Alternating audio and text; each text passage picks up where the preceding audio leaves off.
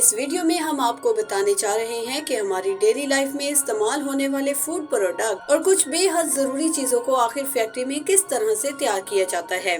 तो चलिए बिना किसी देर के वीडियो को शुरू करते हैं। Tomato ketchup making. दोस्तों, टोमेटो केचप आजकल हर फास्ट फूड में इस्तेमाल की जाने वाली चीज है। इसके बिना फास्ट फूड इंडस्ट्री अधूरी है। तो आइए जानते हैं कि आखिर इसको फैक्ट्री में कैसे बनाया जाता है। टोमेटो केचप बनाने के लिए सबसे पहले टोमेटो के खेतों को बड़े पैमाने पर हार्वेस्ट किया जाता है।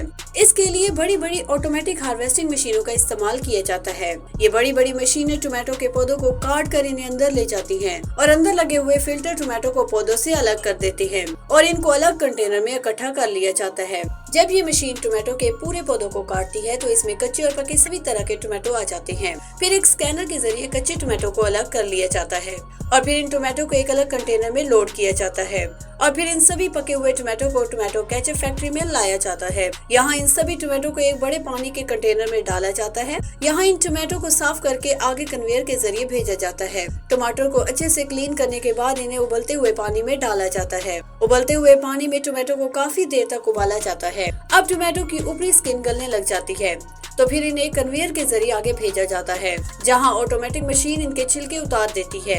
इनके छिलके उतारने के बाद इन्हें कन्वेयर के जरिए वर्कर तक पहुंचा दिया जाता है, जहां इन टोमेटो की मैनुअली सफाई होती है ताकि इनमें कोई बिना छीला हुआ टोमेटो रह न जाए। इसके बाद एक मरतबा फिर इन टोमेटो को कन्वेयर मशीन में डालकर मिक्सिंग मशीन तक पहुँचाया जाता है। यहाँ ये मशीनें इन टोमेटो को क्रश करके इनका सॉस बनाती है और यहीं पर इनमें कुछ जरूरी चीजें मिला दी जाती है जो की इसके टेस्ट के साथ साथ इनकी उम्र को भी बढ़ा देती है। Sugar making process.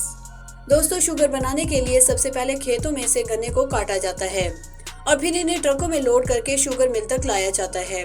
फिर इन गन्नों को एक कटिंग मशीन के नीचे रखा जाता है, जहां इन गन्नों को छोटे छोटे टुकड़ों में काट दिया जाता है। फिर इन टुकड़ों को पानी के कंटेनर में डालकर धोया जाता है। अच्छी तरह से धोने के बाद इन गन्नों को एक क्रशिंग मशीन में से गुजारा जाता है। यहाँ ये मशीन इन्हें क्रश करके छोटे छोटे टुकड़ों में तकसीम कर देती है।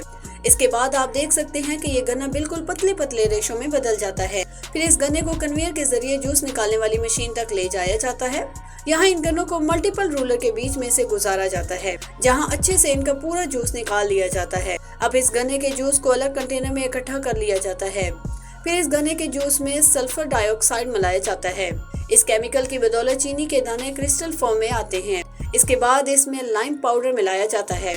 लाइम पाउडर मिलाने के बाद इस जूस को कुछ घंटों के लिए यूं ही छोड़ दिया जाता है। ये लाइम पाउडर गन्ने के जूस में मौजूद गंदगी को नीचे बिठा देता है। फिर ऊपर बचे साफ जूस को आगे भेज दिया जाता है, जहां इसे काफी हायर टेम्परेचर पर गर्म किया जाता है, जिससे इसका पानी भाप बनकर उठ जाता है और फिर खालिस सिरप बन जाता है। आहिस्ता आहिस्ता ये सिरप गाढ़ा होने लग जाता है। फिर इसमें चीनी के क्रिस्टल बनने लग जाते हैं और फिर इस सिरप को स्टीम से गर्म किया जाता है और फिर चीनी के क्रिस्टल कंटेनर्स की दीवार पर चिपक जाते हैं।